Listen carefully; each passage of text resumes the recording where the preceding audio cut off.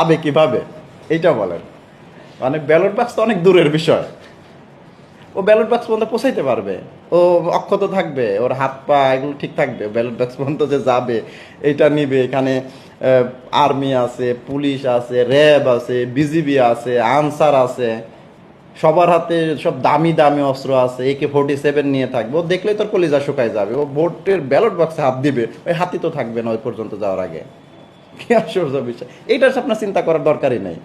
মানে আপনি নিশ্চিত থাকেন যে ব্যালট বাক্স, মানে যারা ছিনতাইয়ের উদ্দেশ্যে যাবে বা চুরির উদ্দেশ্যে যাবে, ও ব্যালট বাক্স তোকেই দেখতে পারবে না, আর ওই দেখার মতো তার অবস্থাই থাকবে না। ব্যালট বাক্স দেখবে শুধুমাত্র ভোটার, যারা বৈধভাবে ভোটের স্লিপ নিয়ে যাবে, সুন্দরভাবে ভোট দিবে।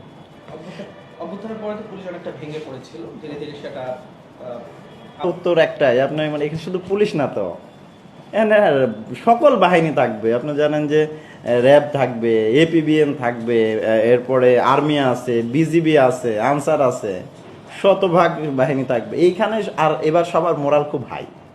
খেয়াল করেন, যখন মাঠের সরকার আপনাকে যখন শতভাগ সমর্থন দিবে যে ভোট সুষ্ঠু করতে হবে, জনগণ যখন সমর্থন দিবেন, প্রার্থী যখন আপনাকে বলবে যে আমরা সুষ্ঠু ভোট চাই, বিভিন্ন রাজনৈতিক দল যখন আপনার কাছে সুষ্ঠু ভোটের আশা করে, তাহলে আপনার তো মোরাল এমনি হাই থাকবে। মানে পুরো মাঠ আমাদের এখন পর্যন্ত কন্ট্রোলে, এটা নিশ্চিত থাকেন।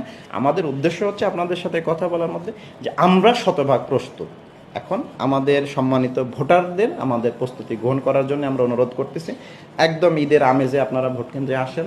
দেখেন আমরা আপনাদের জন্য কত সুন্দর একটা অ্যারেঞ্জ করে রাখছি। মানে ঈদের মধ্যে যেমন কোনো বাসায় গেলে যেভাবে আপনাদের সব সুন্দরভাবে রিসিভ করে, আপ্যায়ন করে, আমরা সেই রকমভাবে তৈরি করে রাখছি। দেখবেন, আসলেই বুঝবেন যে একদম পুরো 12 তারিখে ইনশাল্লাহ একটা পুরো ধরেন যে একটা মানে কি বলে উৎসবের মতো অ্যারেঞ্জ হবে আপনার 12 তারিখে। এবং একটা বড় উদাহরণ আপনাদের বলি, বুঝতে পারবেন যে বাংলাদেশে এরকম হয়েছে কিনা কখনো ঈদ ছাড়া। এবার ভোটদানের উদ্দেশ্যে আপনি শুধু বাস স্ট্যান্ডগুলোতে যান না, দেখেন যে ভিড় লেগে গেছে, মানে ভাড়া 3 গুণ হয়ে গেছে যাওয়ার উদ্দেশ্যে। মানে আমি তো খোঁজ পাচ্ছি, আপনারাও জানাইছেন যে বাস স্ট্যান্ডগুলোতে উপচে পড়া ভিড়। উদ্দেশ্য কি? তারা যার যার এলাকায় ফিরে যাচ্ছে এবং ভোট দেবে এবং তাদের কাঙ্ক্ষিত যে ক্ষমতা সেটা ফেরত নেবে। তো এটা আমাদের জন্য তো বিরাট গুড সাইন। এবং আমরা যে সফল, আমরা যে পারি, আমরা ওদের রক্ষা করতে পারি, এটা তো তার বড় প্রমাণ। তো সর্বশেষ আমাদের সম্মানিত ভোটারের প্রতি আমাদের বিনীত অনুরোধ থাকবে এবং একই সাথে নিশ্চয়তা থাকবে যে আপনারা আসেন, দেখেন যে আমরা কত নিরাপদ পরিবেশে, সন্তান যেমন মানে মা যেমন তার সন্তানকে সার্বিক নিরাপত্তার মধ্যে রাখে, আমরা আপনাদের সেভাবে রাখার জন্য এবং ওইরকম একটা পরিবেশে আপনাদের ভোট প্রদান করার একটা পরিবেশ সৃষ্টি করে রেখেছি।